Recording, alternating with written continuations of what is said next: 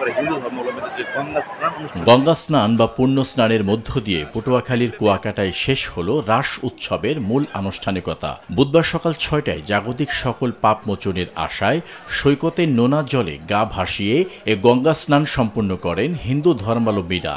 স্নানের আগে সৈকতে মোমবাতি, আগরবাতি, বেলপাতা, ফুল, ধান, দূর্বা, হর্তুকি, ডাব, কলা, তেল ও সিঁদুর সমুদ্রের নোনা জলে অর্পণ করে সনাতনী নারীরা। এ সময় উলুধ্বনি ও মন্ত্র পাঠে মুখরিত হয়ে ওঠে পুরো সৈকত।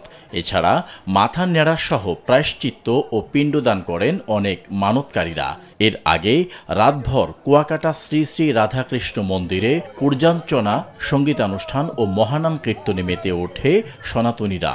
এ সময় বাংলাদেশের বিভিন্ন জেলা থেকে ভক্তবিন্দুরা ছুটে আসেন কুয়াকাটা সমুদ্র সৈকতে। মঙ্গলবার সন্ধ্যায় অধিবাসের মধ্য দিয়ে এ উৎসব শুরু হয়ে বুধবার সকালে সমুদ্র স্নানের মধ্যে দিয়ে এর সমাপ্তি ঘটে।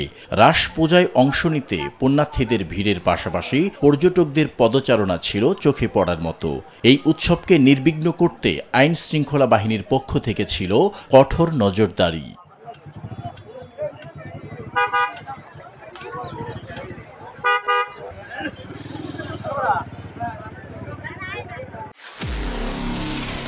নিরপেক্ষ, সত্য প্রকাশে আপোষহীন।